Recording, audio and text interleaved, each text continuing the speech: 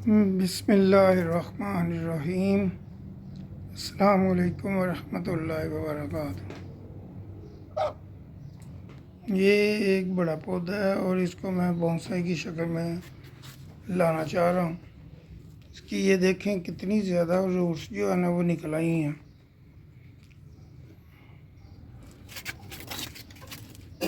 अब इसको जिसकी इतनी ज़्यादा रूट्स होती हैं उनको गमले से निकालना भी मुश्किल होता है और इसको देखना होता है कि शेप इसकी कौन सी दी जाए। अब मैं कोशिश करूँगा इंशाअल्लाह ताला इसकी शेप जो है ना बोनसाई की शक्ल तैयार हो जाए, तो प्यारी बनाने की कोशिश करूँगा। ये पहले जितना आपने इसको शेप देनी चाहते हैं उतनी इसकी कटाई कर लें पहले, क्योंकि थोड़ी सी वीडियो शॉर्ट करने की कोशिश की है इसलिए कि वीडियो फिर ज़्यादा लंबी हो जाती है, तो फिर उतना का जो है ना टाइम भी बहुत ज़्यादा फिर हो जाता है, तो इसलिए वीडियो मैंने शॉर्ट करने की कोशिश की है। इसमें उम्मीद है कि आप इंशाअल्लाह ताला इसको एंजॉय करेंगे और आपके इल्म में इजाफ़ा होगा।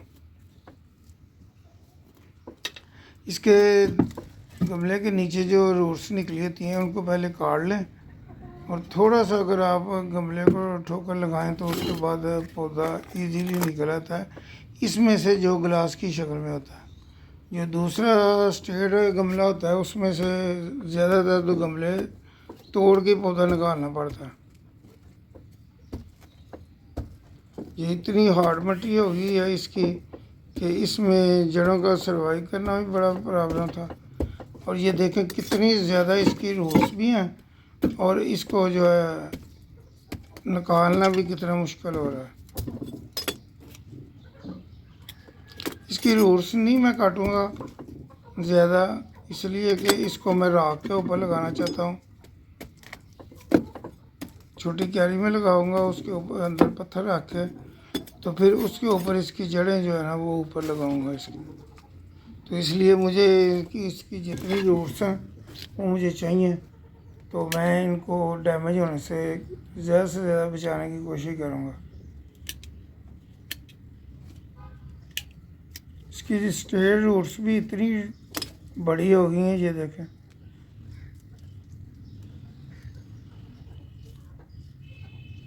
इस जैसे पौधे जिनकी रूट्स वगैरह ज़्यादा हों, उसका ट्रंक वगैरह मोटा हो गया हो, तो फिर उसको बोनसाई के लिए अगर आप चूज़ करते हैं तो बहुत ही अच्छी जो है ना सिलेक्शन होगी।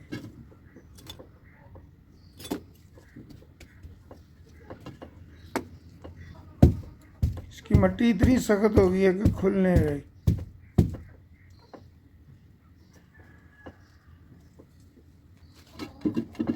काफ़ी 3-4 साल के बाद इसको जो है ना रूट्स जो है ना वो खोली जा रही हैं, रिपोर्टिंग करने की कोशिश की जा रही है, क्योंकि ये बिल्कुल जो है ना मिट्टी इसके अंदर इसके इतनी सख्त हो गई है कि आप ये देखें बिल्कुल जड़ों को छोड़ ही नहीं रहे। और मिट्टी है भी बहुत कम रह गई थी,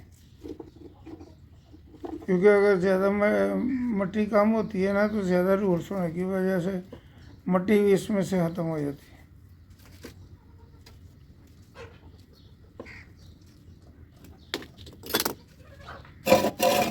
अब इसको मैं छोटे पॉट में लगाने की कोशिश करूँगा।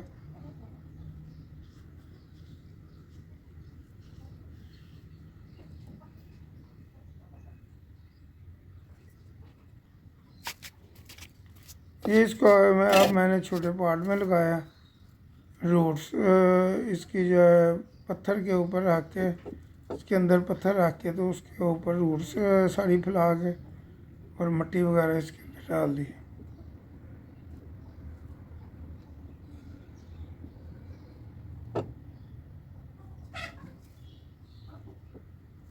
आप नाज़रीन ये मुझे बताएं कि ये जो मैंने पौधा लगाया है उसी गमले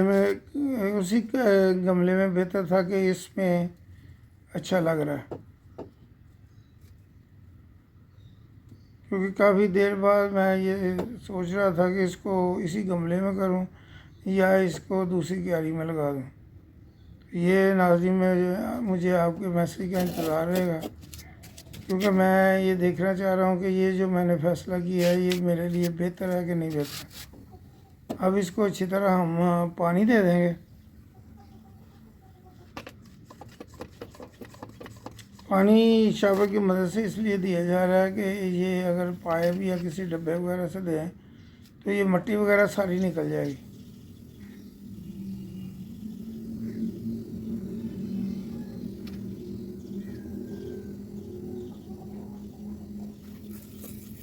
अभी इसको ये हमने काट के तो अभी रखेंगे, इसको शेडी एरिया में रखेंगे, डायरेक्ट धूप में नहीं रखेंगे।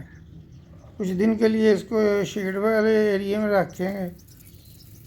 3 दिन के बाद इसको हम फिर डायरेक्ट धूप में भी रख सकते हैं।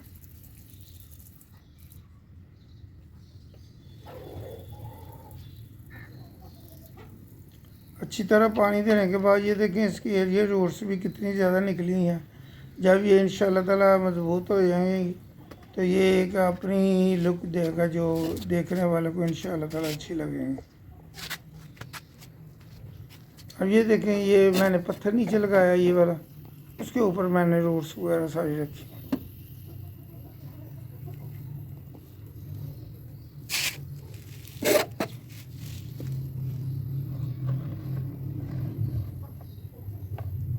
इंशाल्लाह ताला उम्मीद है कि आपको ये वीडियो अच्छी लगी होगी।